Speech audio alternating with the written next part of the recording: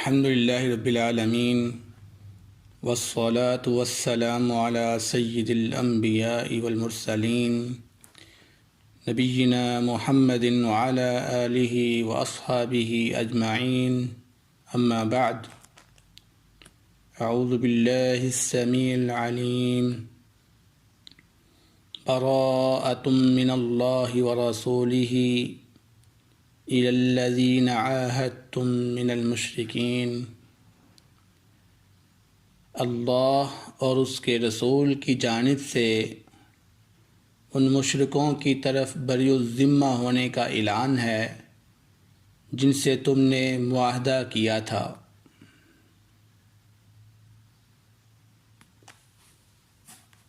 حضرات گرامی، یہ سورۃ التوبہ ہے جو کہ پوری کی پوری مدینہ میں نازل ہوئی، اور یہ سورت سن 9 ہجری میں نازل ہوئی۔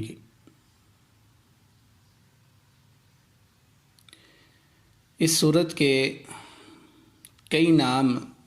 ذکر کیے گئے ہیں، جن میں سے ایک توبہ ہے اور دوسرا براءت ہے، اور اس کے علاوہ اس کو سورۃ الفاضحہ بھی کہا گیا ہے۔ جیسا کہ آپ کو معلوم ہے کہ سورتوں کے جو نام ہوتے ہیں وہ اکثر سورت کے اندر واقعات کی مناسبت سے رکھے جاتے ہیں، تو اس سورت کے اندر کچھ اہل ایمان کی توبہ کے قبول ہونے کا ذکر ہے، اس وجہ سے اس کو سورۃ التوبہ کہا جاتا ہے۔ اور اسی طرح اس سورت کے اندر اللہ اور اس کے رسول مشرکین سے بری الذمہ ہونے کا اعلان کر رہے ہیں، تو اس اعتبار سے اس کا نام سورۃ براءت بھی رکھا گیا ہے۔ اور اسی طرح یہ سورت منافقین کے لیے، مشرکوں کے لیے رسوا کرنے والی ہے، اس لیے اس کو سورۃ الفاضحہ بھی کہا جاتا ہے، یعنی منافقوں کو رسوا کرنے والی سورت۔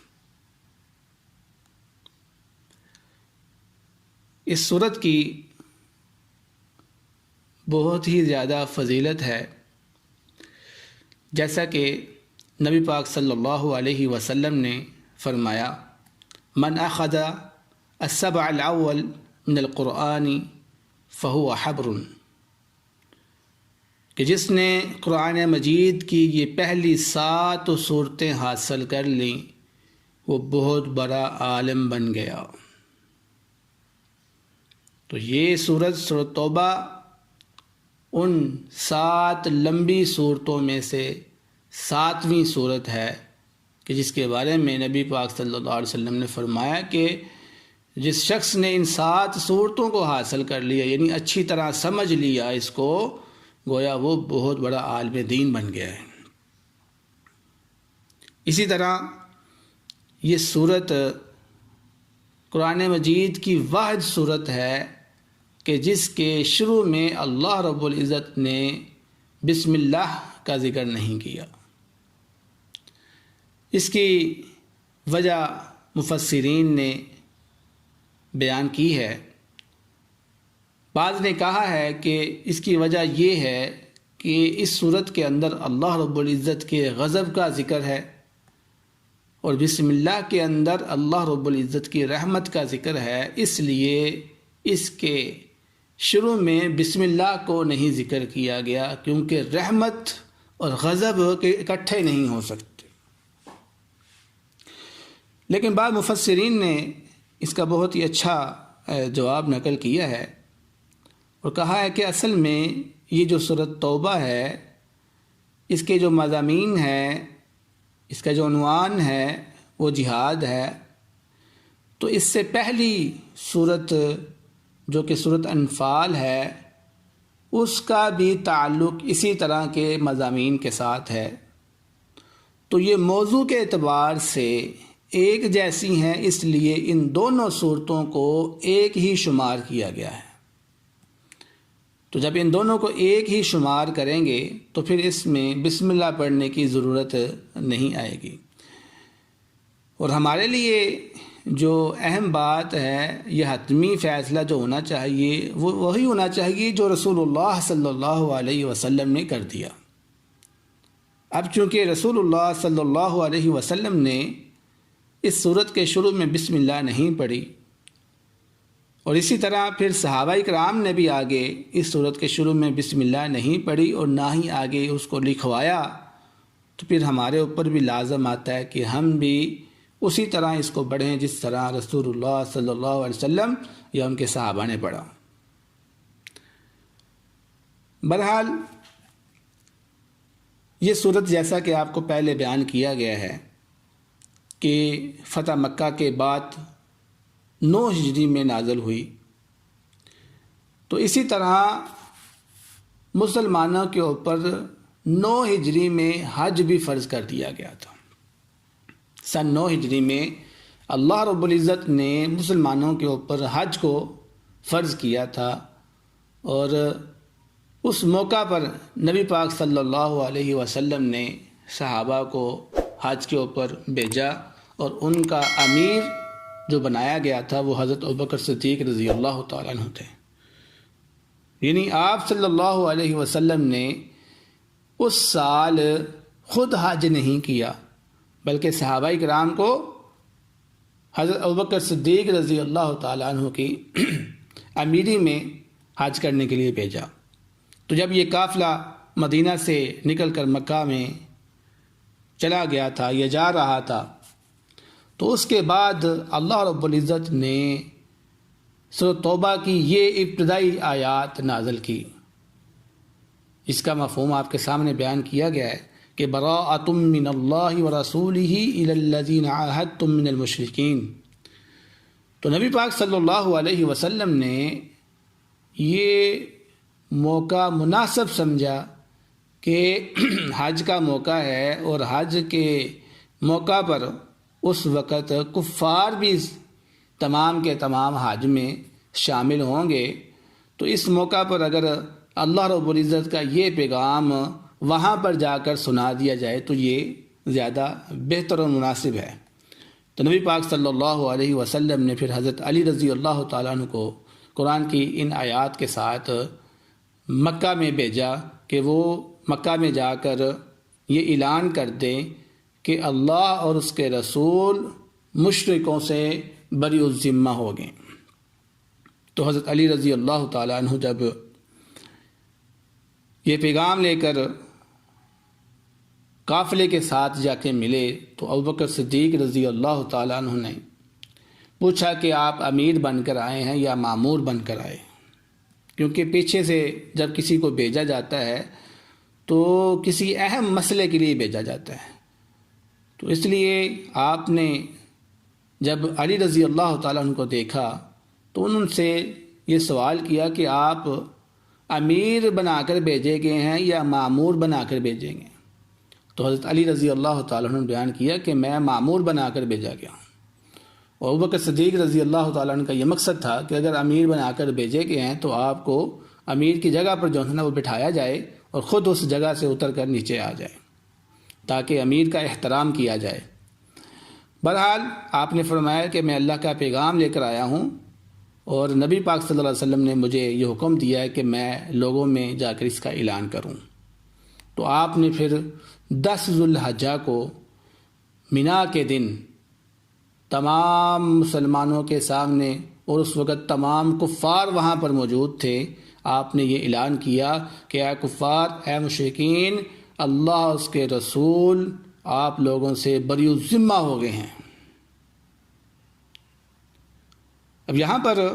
یہ سوال پیدا ہوتا ہے کہ آخر کیا اس کی نوبت آئی، کفار نے ایسا کیا کیا تھا کہ جس کی وجہ سے اللہ رب العزت نے قرآن پاک کی اس آیت کو نازل کیا؟ تو مفسرین اس کی ایک وجہ بیان کرتے ہیں کہ جب فتح مکہ ہوا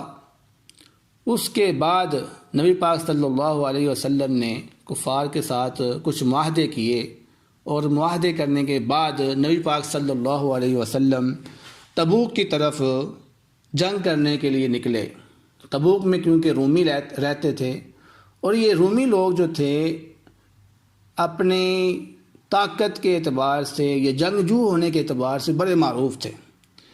تو کفار نے جب دیکھا کہ یہ مسلمان جو ہیں اب رومیوں سے لڑنے جا رہے ہیں، تو انہوں نے کہا کہ اب مسلمان زندہ بچ کر واپس نہیں آنے والے، کیونکہ رومی جو ہیں وہ جنگجو معروف تھے، طاقتور تھے کافی۔ تو انہوں نے کہا اب جو ہے مسلمان نہیں بچنے والے، اس لیے جب مسلمان زندہ نہیں بچیں گے تو ہمیں ان کے عہد کی پاسداری کرنے کی کوئی ضرورت نہیں ہے۔ لہذا اس وقت کچھ کافروں نے اپنے عہد کو توڑ دیا تھا۔ تو فرمایا کہ جب انہوں نے عہد کو توڑ دیا تو اللہ رب العزت نے نبی پاک صلی اللہ علیہ وسلم کو رومیوں پر غالب کیا اور فتح دی، اور جب آپ واپس آئے تو اللہ رب العزت نے یہ قرآن کی آیات کو نازل کر دیا اور فرمایا کہ آج کے بعد مشرکین سے کوئی تعلق نہیں ہے مسلمانوں کا۔ اسی طرح اللہ رب العزت نے اس حکم کے ساتھ ہی دوسرا حکم جو بیان کیا وہ یہ ہے کہ فَسِیحُوا فِی الْأَرْضِ أَرْبَعَةَ أَشْهُرٍ، کہ تم زمین کے اندر 4 مہینے گھوم پھر لو۔ یعنی یہ اللہ رب العزت کا ایک احسان تھا ان کے اوپر کہ اللہ رب العزت نے فوراً حکم جاری نہیں کیا، بلکہ ان مشرکین کو 4 مہینے کی مہلت دے دی کہ 4 مہینے کی آپ کے پاس مہلت ہے، اس میں آپ سوچ سمجھ لو کہ آپ نے مسلمان ہونا ہے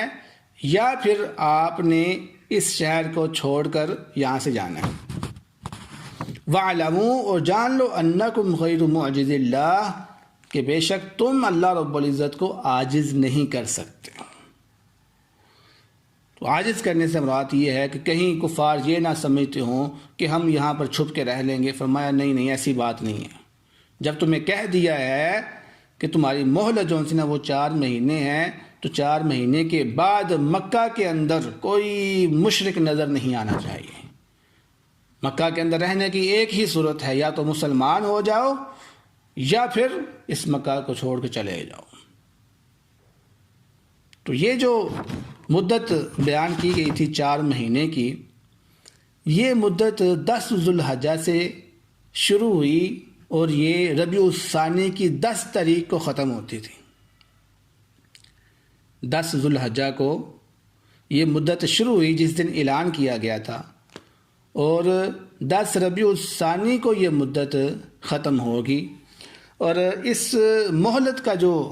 مقصد تھا وہ یہ تھا کہ بعض وہ مشرکین کے جن کے ساتھ نبی پاک صلی اللہ علیہ وسلم نے معاہدہ تو 4 مہینے کی مدت سے زیادہ کیا ہوا تھا، لیکن انہوں نے اس معاہدے کو توڑ دیا تھا، اس لیے اللہ رب العزت نے ان کو 4 مہینے کی مہلت دے دی۔ اسی طرح اس کے اندر وہ لوگ بھی آ جاتے ہیں کہ جن کے ساتھ معاہدے تو کیے ہوئے تھے لیکن کوئی مدت متعین نہیں کی ہوئی تھی۔ اور نمبر 3 پر اس میں وہ لوگ بھی شامل ہو جاتے ہیں